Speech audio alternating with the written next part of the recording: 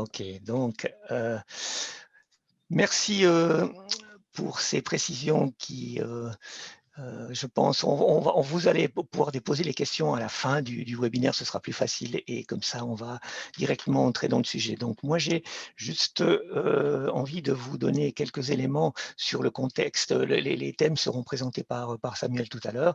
Juste le contexte de démarrage aujourd'hui dans le tourisme, les défis sont plus importants que dans bien d'autres domaines, ça, vous en êtes très conscient. C'est aussi, par contre, des possibilités d'investissement peut-être nouvelles. C'est aussi les choses ont été freinées. On a encore des entreprises qui n'ont pas emprunté tous les chemins technologiques enfin, ce qui s'est proposé aujourd'hui. Et donc, pourquoi pas la crise du Covid comme un accélérateur? Voilà. C'est clair que cette crise, elle a laissé des enseignements, pas rien que dans le monde du tourisme, on est bien d'accord, hein, dans toute la société en général, on est resté connecté, on a pu travailler en sécurité, on a été stimulé. Alors, ce n'est pas toujours le cas pour tout le monde, bien sûr qu'il y a des gens qui ont pris les choses différemment, mais en fait, l'idée, c'était quand même de rester productif. Alors, pour l'entreprise, ça signifie quand même que, et pour ses collaborateurs, elle a pu ou elle a dû mettre des environnements modifiés, mais par contre, vis-à-vis de ses clients, elle doit faire face aujourd'hui, je pense, à des nouvelles attentes de ses clients. Alors, ça veut dire des expériences que vous allez pouvoir maintenant, avec les 3 thématiques qui sont proposées, analyser tout au long ce qu'on appelle le parcours client. On est d'accord sur la thématique d'aujourd'hui, on est dans une approche marketing, mais je pense au check-in mobile, au système de paiement, à la gestion des clés, enfin toute une série de choses, à la façon de mieux collecter les données. J'en ai mis quelques-unes de ces thématiques digitales que vous allez pouvoir préciser avec les 3 thématiques qui sont actuellement en cours dans ce projet. L'idée, c'est pour moi, rechercher la façon d'être le plus agile possible, peut-être revoir son indépendance vis-à-vis des coûts. Aujourd'hui, c'est clair que quand on fait des solutions clés en main sur des projets uniques, ça va. Si c'est des projets sur du long terme, ça commence peut-être il faut peut-être se poser différentes questions. En fait, le but final, c'est quand même de permettre d'offrir aux clients un niveau de service exceptionnel. Et je pense que ça devrait être un peu la démarche dans laquelle vous allez progresser. Alors, je ne vais pas aller plus longuement là-dedans dans cette introduction. Je vais laisser tout de suite la parole à Samuel. J'arrête mon partage d'écran et je te laisse reprendre, Samuel. C'est bon? Ouais, bonjour à tous. Donc, est-ce que vous voyez mon écran pour commencer? Oui. Et vous m'entendez, donc c'est parfait. Oui, donc merci Daniel et Jean-Victor pour cette introduction. Donc, je vais peut-être me présenter très rapidement parce qu'on risque peut-être d'être amené à se revoir dans le cadre de ces évaluations, ces reviews, ou peut-être même plus loin pour ces séances de coaching. Donc, juste peut-être pour annoncer à tout le monde, c'est des notions donc plutôt générales aujourd'hui qu'on va couvrir durant les 30 ou 35 prochaines minutes. Des notions peut-être vous seront pas du tout pertinentes ou vont peut-être pas vous concerner directement, mais c'est des choses qu'on va pouvoir voir peut-être en one-to-one plus tard. Mais voilà, peut-être juste pour dire, pour annoncer un peu le déroulement de la présentation. Donc peut-être juste 2 mots sur moi. Je m'appelle Samuel de Chastonnet, donc j'ai travaillé dans plusieurs secteurs d'activité, en informatique, en finance, et j'ai eu une longue expérience chez Nestlé pendant 5 ans, donc pas forcément dans l'hôtellerie, mais vous allez voir qu'il y a des choses qu'on peut retrouver, que des notions qui sont similaires. J'étais en trade marketing et je m'occupais de la promotion de plusieurs événements multimarques à un niveau national, et on a dû créer justement des sites internet plutôt axés sur les concours spécialement dédié à certains événements. Et voilà, donc j'ai dû me poser ces questions-là. J'ai travaillé beaucoup avec des agences de communication et c'est un peu la direction que je suis en train de prendre maintenant. Donc j'ai rejoint une agence spécialisée dans la vidéo et je me suis spécialisé en réseaux sociaux plus particulièrement. Donc si vous avez des questions, des thématiques aussi qui concernent d'autres sujets qui ne sont pas couverts aujourd'hui, ni demain, ni hier, n'hésitez pas à nous en faire part et puis on pourra peut-être répondre à certaines questions et peut-être vous proposer d'autres contenus, d'autres webinaires dans les prochaines semaines. Voilà un petit peu pour l'intro. Donc aujourd'hui, ce qui va nous occuper, c'est la question du site internet. Donc pourquoi le site internet est à ce point-là important et comment en faire des bons, des optimaux pour nous permettre d'avoir une visibilité auprès de notre public cible. Donc, comme vous le voyez à l'image, le site internet est le point central, donc un catalyseur d'information, on l'appelle un hub numérique, où en fait tous les supports externes renvoient l'information. Donc, c'est vraiment le premier point de contact que vous avez avec votre audience et il est extrêmement important d'avoir des informations qui sont à jour, pertinentes et surtout ciblées. Que ça soit sur quand vous faites des publications payantes, que vous avez des réseaux sociaux et que vous renvoyez vers votre site internet, ou même quand vous orientez des gens qui sont plutôt sur des moyens ou des supports traditionnels comme la radio, les journaux, etc. Mais avant de partir dans le vif du sujet qui est le site internet, moi, j'aimerais vraiment insister sur un point qui est essentiel pour moi, c'est le consommateur qui prend de plus en plus d'importance. On l'appelle même le consommateur maintenant, tellement il a d'influence et tellement il a le pouvoir d'influencer la réputation ou les services qu'une entreprise peut proposer. Et donc, j'aime bien cette image pour illustrer un peu cette thématique. D'abord, la première question à se poser, et j'imagine que vous le faites, hein, vous l'avez fait, je l'espère, et si ce n'est pas le cas, on sera peut-être là pour vous aider à vous poser les bonnes questions et peut-être corriger si c'est nécessaire. Mais la première question à se poser, c'est qui sont nos clients et comment communiquer avec eux. Donc, les 4 P que vous connaissez peut-être déjà tous, hein, ce n'est pas un cours de marketing, mais c'est juste pour vous rappeler que les 4 P sont obsolètes. Maintenant, on parle de 4 C. Avec le consommateur au centre de toutes les préoccupations et de toutes les décisions. C'est vraiment important de se rappeler de ça. Pensez à la place du consommateur, mettez-vous à sa place, oubliez peut-être qui vous êtes un instant et mettez peut-être vos envies de côté, pensez à ce que lui souhaite avoir, obtenir, comment il souhaite l'avoir, à quel prix et comment est-ce qu'il souhaite qu'on communique avec lui. C'est extrêmement important de garder ces notions en tête avant de commencer quoi que ce soit comme stratégie ou comme démarche marketing. Vraiment, c'est le message principal à garder en tête. Donc, consommateur, coût, communication, commodité, avec quel support il souhaite qu'on entre en contact avec lui, etc., etc., etc. C'est le consommateur au centre, je le rappelle. Il y a une technique simple pour justement définir le bon consommateur. On appelle ça la technique du persona. Donc, on définit un persona qui n'est autre qu'une personne fictive et qui représente les consommateurs idéaux de votre établissement, de votre restaurant ou de votre marque. Je vous donne un exemple typique. On va vraiment dans une optique ciblée, donc une personne bien précise. Par exemple, Jean-Victor, 45 ans, père de 3 enfants, enseignant, cadre, etc., etc. Mais on va bien plus loin que ça. On va essayer donc non seulement de désigner des caractéristiques démographiques, mais on va essayer de comprendre quelle est sa psychologie, quel est son mode de vie, quelle est sa personnalité, ses intérêts. C'est extrêmement important de se poser ces questions-là et d'aller encore plus au-delà dans son comportement. Quelle est son activité en ligne? Quelles sont ses habitudes de consommation? Vraiment, encore une fois, mettez-vous à la place du client et en fonction du personnage, on peut élargir en fait l'audience et définir des gens qui ressemblent à ce persona et qui seraient susceptibles d'être intéressés par mon contenu, par mon établissement et par mon service.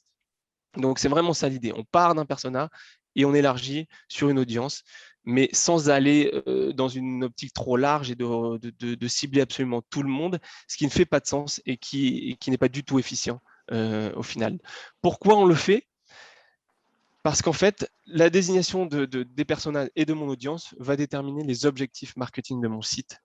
En fonction de mon audience, je vais développer un certain nombre de fonctionnalités, de services qui vont justement répondre à ces personnes-là et à personne d'autre. Et ça va me guider dans la rédaction du contenu aussi. Votre contenu va être en fait rédigé. Donc, si vous l'avez déjà fait, j'espère qu'il a été fait en fonction de ça. Et sinon, on va pouvoir peut-être corriger ça avec vous.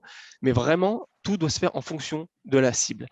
Et votre contenu, si il est justement rédigé en fonction de votre audience, eh ben, il aura plus d'impact. Il va justement répondre à un besoin que le consommateur se pose. Quand il vient sur votre site, on va répondre à la question qui se pose. Donc, mon contenu aura plus d'impact et j'ai plus de chances de convertir, c'est-à-dire de le faire passer à l'acte d'achat, de le faire réserver ou de le faire s'inscrire simplement sur la plateforme que vous proposez. C'est aussi simple que ça. J'espère que c'est clair pour tout le monde et que tout le monde le fait déjà. Et si ce n'est pas le cas, encore une fois, on va pouvoir regarder ça ensemble lors des reviews. Vraiment, c'était la petite intro que je voulais faire avant de démarrer dans le vif du sujet, qui est le site web. Et donc, en termes d'audience, si on a le bon message à la bonne personne au bon endroit, on a plus de chances de convertir. Le site web. Je voulais d'abord démarrer par la fameuse pyramide de l'entonnoir du parcours du consommateur que tout le monde connaît et qui est simplifiée ici à l'écran. On voit que donc au début, sur notre page web, on a beaucoup de gens, de visiteurs, et plus on avance dans le processus, plus c'est dur de les retenir, de faire en sorte qu'ils n'abandonnent pas et de transformer ces visiteurs en clients. Et c'est là tout l'objectif. Alors après, voilà, on peut avoir donc plusieurs objectifs en fonction de votre situation, et ça, on va le définir ensemble. Soit vous êtes dans une situation où vous avez peu de trafic sur votre site web et donc peu de conversions. Impossible de faire des conversions sans trafic, retenez bien ça. Et on ne peut pas convertir sans forcément avoir parlé de la marque, sans avoir présenté notre site ou notre produit aux consommateurs. Ce n'est pas possible et c'est extrêmement difficile, ou quand c'est le cas, c'est que c'est des consommateurs bien spécifiques. Donc, si dans la première situation, vous avez peu de trafic et peu de conversion, il peut y avoir un problème de cible. C'est-à-dire que peut-être notre contenu est trop généraliste, il ne s'adresse pas vraiment à un public cible, et donc là, il va falloir retravailler certaines choses. Deuxième situation, vous pouvez avoir beaucoup de trafic, mais peu de conversion. C'est-à-dire que c'est un problème tout aussi important parce que vous avez beaucoup de visiteurs, vous faites de la publicité, vous amenez du monde, le contenu peut peut-être intéresser, mais en fait, vous perdez des gens en fil de route. C'est comme un panier percé, en fait. C'est comme si vous avez énormément de visiteurs qui arrivent sur votre site, mais en fait, peu de clients. Donc, en fait, on mène beaucoup de gens, mais peu convertissent.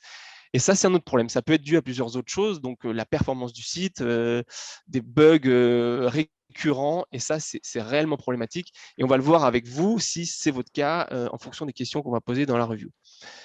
Voilà un petit peu. Donc aujourd'hui, enfin maintenant, ce qui va m'occuper, c'est surtout la première partie, donc comment générer du trafic sur son site internet. Et pour le faire, il faut absolument avoir un site ergonomique. Ça, c'est la première chose. On définit l'ergonomie d'un site en fonction de deux critères. Le premier, l'utilité. Est-ce que j'ai du contenu qui répond à un besoin et les fonctionnalités idem? Si c'est le cas, la première partie du site, ou de l'ergonomie est atteinte. Deuxième critère, l'utilisabilité, qui n'a rien à voir avec l'utilité et qui est tout aussi important. Et l'utilisabilité se définit en fonction de l'efficacité, de l'efficience et de l'attractivité du site.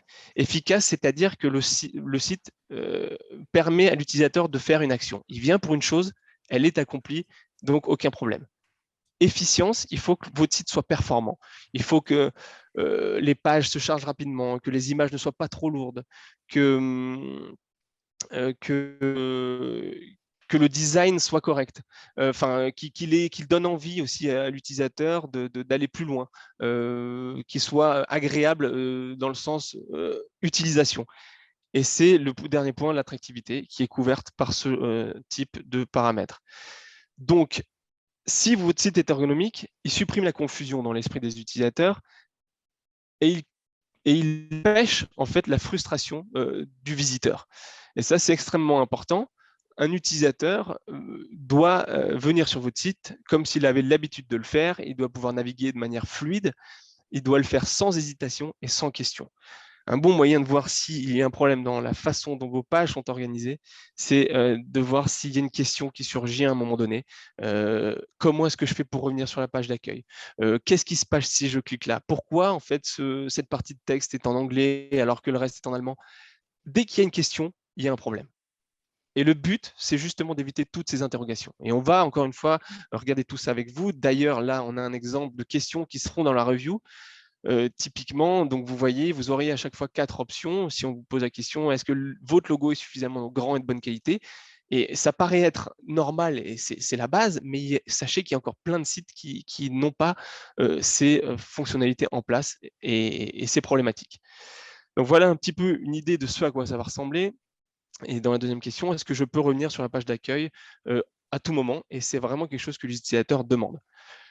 On aura aussi des questions avec des exemples, des liens pour vous montrer un peu les bonnes pratiques, des exemples qui vous permettront de comparer avec votre situation. Et c'est toujours une bonne chose de pouvoir voir les bons élèves et de s'en inspirer. Vraiment, on le recommande. Si votre site est ergonomique, votre utilisateur sera en confiance, il aura l'impression d'avoir le contrôle et il aura une note positive globale. Et vraiment, moi, ça m'est déjà arrivé d'être tellement satisfait par un site internet, d'en parler autour de moi, de vouloir revenir à tout prix, de le garder dans les favoris, tellement c'est quelque chose qui est agréable à consulter. Et vraiment, ça vous permettra en fait d'atteindre vos objectifs d'entreprise que vous vous êtes fixés au préalable. Un utilisateur content revient, il en parle et il va générer des inscriptions, des ventes et du trafic. Et encore une fois, et ça c'est quelque chose que vous allez couvrir demain, le moteur de recherche aime les sites qui sont bien structurés, où le maillage est correct, les liens sont pertinents, quand le contenu est riche et qui convient à la cible en question. Votre moteur de recherche va naturellement vous référencer ou va vous donner un bon score. Ça, c'est quelque chose que vous allez couvrir demain. Mais si vous voulez, c'est une condition pour être bien référencé. Donc, vous avez tout intérêt à le faire. Petit slide pour vous montrer en fait que plus vous intervenez tôt dans la manière de justement d'intégrer ces notions dans le processus de création du site internet, plus simple sera l'implémentation. Au début, la possibilité est énorme de faire des changements et plus vous avancez, plus les coûts seront élevés et moins il y aura de possibilités. Donc le plus tôt vous le faites, le mieux. Pour le faire, il faut absolument respecter des standards. Et là, vraiment, je pense que c'est respecté chez tout le monde, et je l'espère. Mais il y a des standards à respecter qui sont valables chez tout le monde, peu importe votre secteur d'activité. Mais après, il y aura peut-être des spécificités, on le verra plus loin, qui ne concerneront pas tout le monde. Mais juste pour avoir la base, il faut le logo qui soit clair, avec une charte graphique qui est bien définie et qui soit cohérente avec le reste du site internet. Vous qui êtes surtout dans le secteur de l'hôtellerie et de la restauration, des pages disponibles en plusieurs langues et si possible toutes bien traduites et pas forcément un mix où on a certains bouts en allemand et en anglais. C'est important de vraiment vérifier ça. Ça peut vraiment encourager l'utilisateur à quitter votre page tout simplement. S'il ne trouve pas l'information qu'il souhaite directement, proposez-lui une barre de recherche. Voilà, je sais que des fois, ça peut servir, même si souvent les résultats qu'on retrouve ne sont pas forcément en lien avec ce qu'on cherchait. Si vous voulez une autre option qui marche bien, c'est justement ces floating objects, comme on les appelle, où on propose un live chat ou alors simplement une prise de contact. Ce n'est pas obligatoire que ce soit un chat en direct où quelqu'un répond derrière en instantané. Ça peut être simplement une façon de prendre contact avec l'hôtel. L'utilisateur clique dessus, il rentre son adresse email, son message, et l'hôtel reçoit le message de l'utilisateur et en plus, il a son adresse email. Ça, c'est des bons exemples qui marchent et qui vraiment rassurent le visiteur. Il y a aussi, vous le savez certainement maintenant, Messenger qui fonctionne bien sur votre page Facebook, par exemple, où l'utilisateur peut vous contacter directement via Messenger ou WhatsApp Business. L'avantage de WhatsApp, c'est qu'en fait, on a l'impression d'avoir une conversation avec quelqu'un qui nous est proche. Ça devient presque intime. On peut converser avec un hôtel comme si c'était un particulier. Donc, ça marche plutôt bien et ça va devenir une réalité. Vraiment, c'est une façon de proposer un service client que peu de personnes font. Et l'avantage, c'est que ça peut être instantané et ça peut aussi générer plus de ventes. Autre critères essentiels, donc les informations de contact sur la page d'accueil, le plus possible au sommet du site internet, au moins le téléphone au minimum, et si ce n'est pas possible de mettre plus d'informations en bas de page, mais toujours sur la page d'accueil. Là, vous avez des exemples, des bons exemples de personnes qui le font avec des adresses mail, des adresses carrément qui nous renvoient sur Google Maps. Ça, c'est quelque chose qui est essentiel. Pensez aussi à l'ergonomie sur l'application mobile. Donc, on a un exemple ici de la réserve à Genève, où en fait, on voit bien que l'utilisateur qui clique sur le menu a accès vraiment à toutes les rubriques facilement. Et on le voit aussi en haut à droite. Donc, le téléphone, toujours disponible. Donc, ça, c'est quelque chose qui ne bouge jamais. L'utilisateur qui clique là-dessus a le numéro qui se génère automatiquement dans le pavé numérique et il peut appeler directement. Et vous le voyez ici, le chat ou la prise de contact permanente qui se balade en fonction de la navigation de l'utilisateur. Autre point qui fait référence à la cible que vous devez définir en préambule et que j'ai mentionné tout à l'heure en introduction, l'entrée sur votre site internet qui est essentielle pour vous permettre de justement guider l'utilisateur dans votre site internet. Alors, il y a deux façons de faire ou des mix à proposer, des structures d'entrée de site par produit ou par segment. Là, on a l'exemple d'une boutique Marco Polo. D'ailleurs, toutes les boutiques de mode le font maintenant. Si vous segmentez d'entrée de jeu sur votre page d'accueil, vous avez plus de chances de générer des ventes. Votre utilisateur cible, il est orienté, il est guidé directement, il navigue dans les pages, il n'a aucune frustration, c'est fluide pour lui et il a directement l'info qui est pertinente pour son besoin. Vous pouvez et vous devez le répliquer dans le domaine du tourisme, et c'est essentiel. Et là, on le voit, par exemple, en fonction de votre audience et de votre situation, quels sont les services que vous voulez mettre en avant. Est-ce que c'est la restauration? Est-ce que c'est l'espace bien-être que vous proposez? Est-ce que c'est des activités en particulier? Est-ce que vous êtes plutôt sur plusieurs saisons, été, hiver? Si c'est votre façon de travailler, vous devez le mettre en avant. Ça vous permet de trier, de cibler. Et si un visiteur est intéressé par ce type d'information, alors je vous garantis qu'il va rester plus longtemps et il a de grandes chances de convertir et de réserver. Des questions à se poser, par exemple, c'est mettez-vous à la place du consommateur. Est-ce qu'il a besoin de confort? Est-ce que ce qui est important pour lui, c'est la localisation? Est-ce qu'il veut être tranquille? Il a besoin de tranquillité? Ou est-ce qu'il cherche plutôt une ambiance animée? C'est toutes des questions à se poser qui vont justement vous permettre de proposer des services en lien avec ces besoins-là.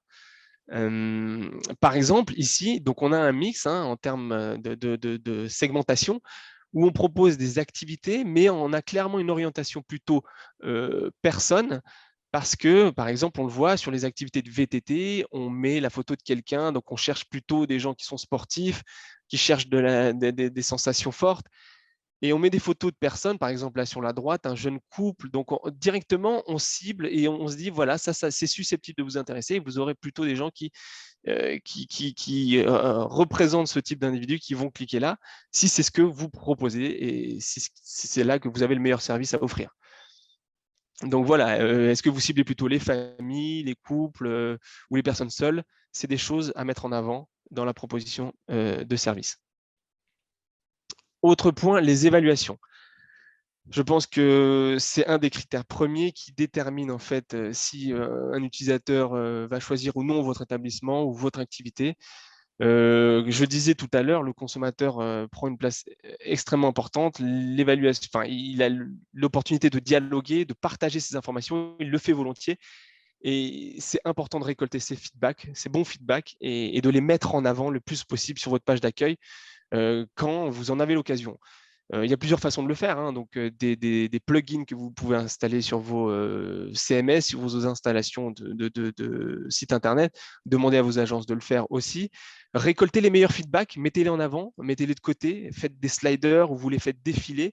Mettez aussi des petits pictogrammes comme ça qui montrent un peu combien d'avis au total vous avez reçu, quelle est la moyenne, des choses comme ça. Ça rassure énormément le client et ça vous permet de convertir plus facilement. Donc, toujours sur la page d'accueil le plus possible d'entrée de jeu pour rassurer le client. Je voulais vous prendre un exemple assez intéressant. Donc, ce n'est pas un hôtel ni quelqu'un qui est actif dans la restauration, mais ça peut vous donner aussi une astuce sur comment récolter plus de bons feedbacks et moins de mauvais, ou faire en sorte qu'on évite de recenser des commentaires négatifs. C'était une société qui fournissait des conseils plutôt d'administration, fiduciaire et des choses comme ça. Donc, ils envoyaient un lien aux différents clients après le service. Donc, faites-le aussi un maximum. Claude l'a mentionné hier, demandez des avis le plus possible, ou envoyez des liens facilement par mail ou par WhatsApp directement pour demander des avis. Moi, une fois, j'ai demandé simplement une question à un serrurier. J'ai rien acheté, il m'a demandé quand même de noter son commerce. Donc, demandez un maximum d'avis, envoyez des liens. Là, ce qu'ils ont fait, quand le client clique sur ce lien, on lui pose une question. Vous êtes client, donnez votre avis. Êtes-vous satisfait ou insatisfait? Si le client est satisfait, on le voit ici en bas à gauche, il arrive directement sur la page Google My Business. Et donc, il a de grandes chances. Donc, en fait, vous vous assurez que le client note positivement votre établissement sur Google My Business. Et donc, vous aurez plus de chances d'avoir des commentaires positifs. S'il est insatisfait, il va cliquer là, sur la droite, et il va atterrir sur une page qui n'a rien à voir avec Google My Business, qui est en interne, qui est propre au site internet et qui permet en fait à l'établissement ou au manager de récolter donc le feedback de l'utilisateur insatisfait et de prendre des mesures correctives. Et ça, je trouve super malin parce que avec ça, vous vous assurez d'avoir très peu de commentaires négatifs sur Google My Business. Vous filtrez l'information avant. Ça vous permet de comprendre aussi ce qui se passe, pourquoi il y a eu un problème et de corriger ces éléments-là. Je sais que quelqu'un en a parlé hier et ça, ce serait une bonne option de justement mettre ça en place.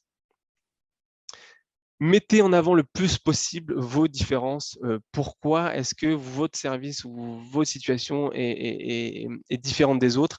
On appelle ça la unique selling proposition, votre proposition de valeur qui vous rend différent et qui vous démarque des autres et ce qui fait que votre établissement surpasse le reste.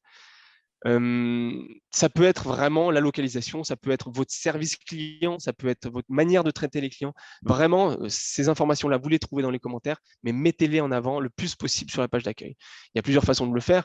Ici, simplement, là, on a un exemple où quelqu'un liste par bullet point tous les avantages que peut avoir le client s'il réserve directement sur son site.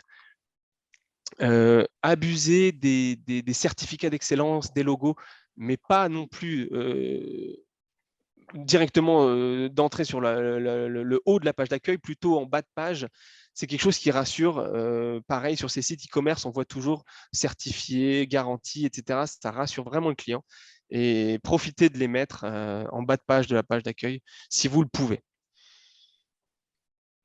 Pour les hôtels, là spécifiquement, la description des chambres, c'est vraiment quelque chose que les utilisateurs regardent en premier lieu. Certains réservent simplement en regardant la photo des chambres, en voyant si la salle de bain est correcte, s'il y a la machine à café, des choses comme ça. Donc, il y a des manières de mettre des photos belles, de les optimiser, de les rendre un peu plus lumineuses et éclairées, sans forcément payer un photographe une fortune. Vous avez des logiciels qui vous permettent d'optimiser ces photos facilement. Prenez le temps de le faire, vraiment, c'est quelque chose qui peut faire la différence. Idéalement avec un petit texte descriptif, sans en dire trop, juste avec l'essentiel. Et si le consommateur est intéressé à aller plus loin, il a la possibilité de le faire en cliquant sur plus d'infos ou des choses comme ça, avec vraiment le détail des pictogrammes sur ce qui est offert, ce à quoi il a droit et dans quelles conditions. Vraiment, ça, c'est quelque chose qui fonctionne. D'autres informations sur la géolocalisation, comment est-ce que le visiteur peut se rendre dans votre établissement, en combien de temps et où est-ce que vous êtes situé, tout simplement. Ça paraît anodin, mais c'est quelque chose qui n'est pas forcément fait chez tout le monde, surtout si vous êtes un peu dans un coin un peu plus isolé où la personne est soucieuse de savoir comment y accéder, et qu'est-ce qu'il peut faire dans les alentours. C'est quelque chose qui fonctionne toujours, donc profitez de le faire. Peut-être pas forcément sur la page d'accueil, mais prévoyez justement une rubrique qui liste ces informations-là. Plutôt réservé aux hôtels de luxe ou avec une clientèle plus technologique, on va dire, ou des gens qui souhaitent peut-être, et il y en a, hein, qui souhaitent avoir une immersion directement dans votre établissement, qui souhaitent se balader dans le hall d'entrée, dans les chambres. Il y a des hôtels qui proposent ce genre de service, donc à la manière de Google Street View, vous vous baladez simplement dans l'hôtel où vous avez simplement des visions à 360 degrés de l'établissement. Si vous le faites, c'est bien, mettez-le en avant sur la page d'accueil, c'est quelque chose qui peut aussi faire la différence. Encore une fois, évaluez si l'audience que vous ciblez souhaite ce genre de service et est-ce que c'est en lien avec vos objectifs. C'est quelque chose à définir. Petite parenthèse sur les images, les vidéos, les sliders, ce genre d'illustration. Alors, c'est une très, très bonne chose. Un site qui serait entièrement avec du texte serait indigeste tout simplement. Donc, une image permet justement d'écrire énormément de choses, surtout dans l'hôtellerie et le tourisme où vous avez des tas de choses à montrer. Profitez de le faire. N'en abusez pas non plus. C'est vrai que quand vous vous posez la question, si vous mettez beaucoup d'images, si vous commencez à uploader beaucoup d'images à la suite et que le slider devient indigeste, pensez peut-être à mettre une vidéo, peut-être que ça peut être une solution. La vidéo a l'avantage d'attirer l'attention de l'utilisateur beaucoup plus facilement. Il y a eu des études qui ont été faites. C'est une façon de capter l'attention du potentiel client et ça a un pouvoir de conversion bien plus intéressant. Maintenant, encore une fois, à voir si c'est pertinent pour vous. Je vais vous donner quelques conseils peut-être en ce qui concerne ces images, comment les utiliser de la meilleure des façons. Privilégier l'originalité dans le sens où si vous pouvez faire vous-même les photos, faites-le. Encore une fois, pas besoin d'aller voir des photographes qui coûtent une fortune. Vous pouvez retoucher ces photos facilement en ligne. Je pourrais vous montrer aussi ou vous envoyer des liens si ça vous intéresse pour le faire vraiment facilement en 2-3 coups de clic. Ça peut donner quelque chose de vraiment, vraiment bien. Pensez à garder la cohérence avec votre site internet, votre charte graphique, votre logo. Est-ce que ça fait du sens avec les couleurs que vous utilisez? Il faut qu'il y ait une certaine cohérence. Et c'est vrai que certains ne sont pas forcément sensibles à ça. Alors peut-être demander des commentaires ou des feedbacks à votre entourage ou à vos employés, tout simplement. Mais pensez à garder cette cohérence. Veillez aussi à avoir des photos à jour, hein. Par exemple, si vous proposez des activités d'été et qu'on voit le Cervin enneigé, ça fait peut-être pas forcément de sens et ça paraît évident, mais l'utilisateur peut être frustré ou irrité en voyant ça et simplement quitter votre site. On privilégie aussi des images dynamiques, donc vecteurs de mouvement qui montrent, qui véhiculent quelque chose de dynamique et un message positif le plus possible. Attention aussi à la taille des images, hein. Si vos images sont trop lourdes, le temps de chargement de page va être beaucoup trop important et vous allez être mal référencé à cause de ça. Donc faites attention à ça. 72 points par pouce devrait suffire, idéalement non pixelisé, donc qui soit clairement visible.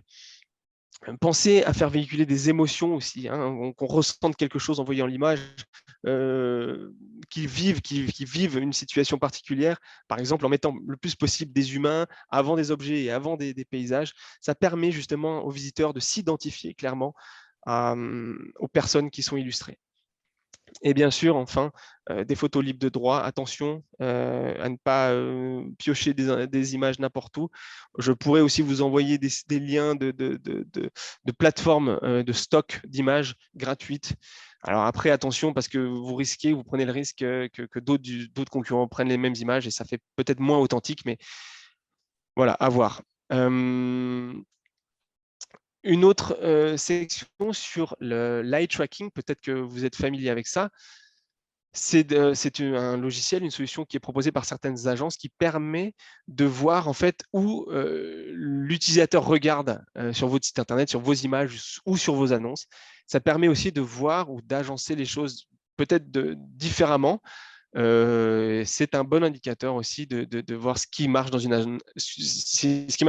Par exemple, ici, on voit une chambre d'hôtel et on voit que donc, partout où vous voyez des zones vertes, c'est l'utilisateur qui regarde dans cette direction. Et on voit donc qu'il a jeté un œil au tableau, au coussin, au rideau, au logo de l'hôtel. Mais la partie prix et réservation, elle est tout simplement invisible en bas à gauche, vous le voyez, entouré en rose. Et donc, il y a clairement quelque chose à corriger ici. Une autre façon de le faire, si vous mettez une personne qui regarde en direction d'une annonce ou d'une offre en particulier que vous voulez mettre en avant, vous voyez que l'utilisateur regarde, a plus de chances de regarder dans cette direction. Et ça, c'est ce qui s'appelle la technique de l'eye tracking. Il y a une autre solution qui existe, et c'est la solution Hotjar, Hotjar, je pourrais vous envoyer le lien, où en fait, on enregistre carrément la souris du visiteur de votre site internet.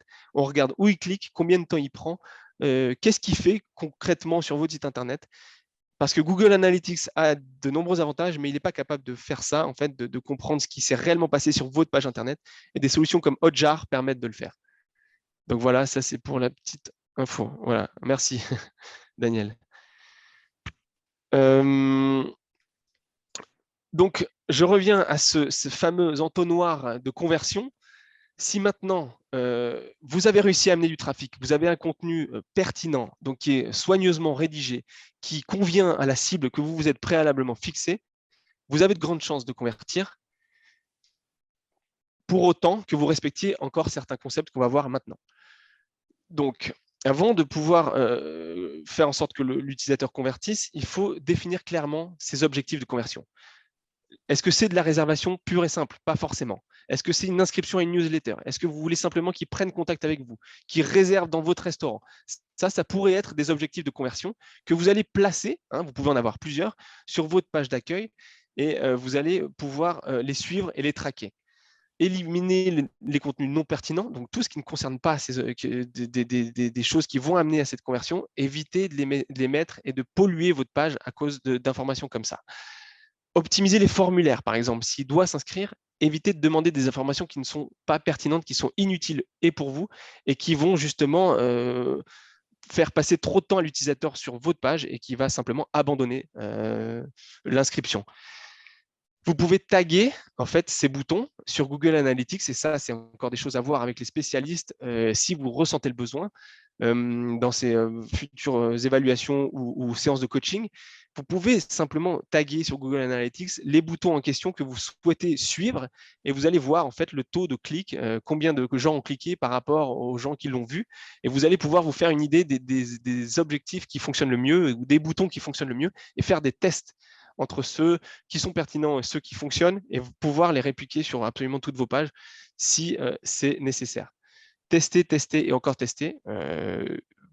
Faites-le vous-même ou demandez à ceux de votre entourage, peut-être pas à des techniciens, hein, des gens qui ne sont pas à l'aise avec les solutions numériques ont souvent les meilleurs feedbacks parce qu'ils se posent énormément de questions et parce que ce n'est pas clair pour eux. Et si ce n'est pas clair, c'est qu'il y a un problème dans la façon d'agencer les pages de votre site Internet. D'autres manières de favoriser la conversion, c'est d'inclure des logos du type meilleur prix garanti, ou pour ceux qui sont sensibles au prix, encore une fois, hein, ça dépend de votre clientèle. Mais beaucoup de gens sont sensibles à l'évaluation et au prix dans un deuxième temps. Et c'est important peut-être de mettre ces logos en avant. J'ai trouvé l'exemple d'un hôtel ou d'un service qui est, d'un service qui est proposé par l'hôtel Slalom Bet Meralp, où en fait ils garantissent à l'utilisateur que s'il trouve un taux plus intéressant ailleurs, il va s'aligner au prix. Et je trouve l'approche vraiment maligne parce que vous vous assurez que les gens n'aillent pas sur d'autres plateformes type Booking ou autre. Et Hornbach le fait aussi, hein, donc il s'aligne totalement aux prix qui sont sur les sites internet, même les prix de prestataires qui fournissent de l'étranger. Donc c'est extrêmement malin. Et si vous voulez vraiment, et si vous pouvez le faire, si vous avez la possibilité de le faire, faites-le. Donc, encore une fois, un petit rappel à ce à quoi ça va ressembler dans les reviews. Est-ce que votre garantie de meilleur prix est donnée sur la page d'accueil? Si ce n'est pas pertinent pour vous, vous aurez simplement à le mentionner et on va pouvoir se faire une idée de votre situation et vous proposer des solutions. Autre moyen de convertir ou de pousser le consommateur à réserver ou à prendre contact avec vous, des petites promotions, hein, restez sobre. Vous n'êtes pas non plus là dans l'optique de vendre agressivement, ce n'est pas l'objectif. On est plutôt là pour se présenter, pour informer l'utilisateur. Si notre contenu l'intéresse, il vient tout simplement. La technique de l'inbound marketing, on ne va pas faire des annonces agressives. Mettez-le dans un coin, peut-être dans une rubrique avantages ou promotion, ce genre de choses, pour qu'il puisse voir ce à quoi il a droit, à quel tarif. Ça peut intéresser une partie de la population. Pour ceux qui ont les moyens de le faire aussi, privilégiez un moteur de réservation intégré directement à votre site internet, hein. Ça nécessite peut-être l'implication d'agences externes directement. Veillez à ce qu'il soit multilingue, multi-devise pour la clientèle qui vient de l'étranger au cas où c'est nécessaire. Faites attention à ce qu'il n'y ait pas trop d'étapes, 2, 3 maximum, que ça reste convivial et compatible. Vous pouvez aussi proposer des extras pour augmenter le panier moyen. Pensez aussi peut-être à mettre des mails de confirmation. C'est toujours rassurant pour l'utilisateur, ou avec un petit récapitulatif où on s'adresse directement à lui. Il voit l'emplacement, les détails de contact et la date en question. Et voilà, donc si vous le faites, vos efforts seront récompensés. Ce serait trop dommage d'attirer du monde, d'avoir un trafic important, mais de ne pas pouvoir convertir en fin de course. Point important aussi, je vais essayer d'aller un peu plus vite. Vous voyez les call to action. Les call to action, donc le fameux bouton qui pousse l'utilisateur à réserver ou à prendre contact avec vous. Il est évalué en fonction de 3 critères. Son design, est-ce qu'il est visible, bien présent? On le voit, il se remarque par rapport au reste. On le voit, typiquement des couleurs un peu plus flashy qui se démarquent du reste. C'est vraiment le critère essentiel. L'emplacement, est-ce qu'il est bien placé? Donc, dans une suite logique par rapport au texte qui le précède. On ne peut pas mettre « je réserve » directement sans avoir présenté le service avant. Et enfin, le message court, 5 mots maximum, idéalement avec des verbes d'action pour favoriser l'action. Juste, je termine par ce slide pour vous expliquer un peu où on se situe, donc pour avoir une idée du global de ceux dont on parle.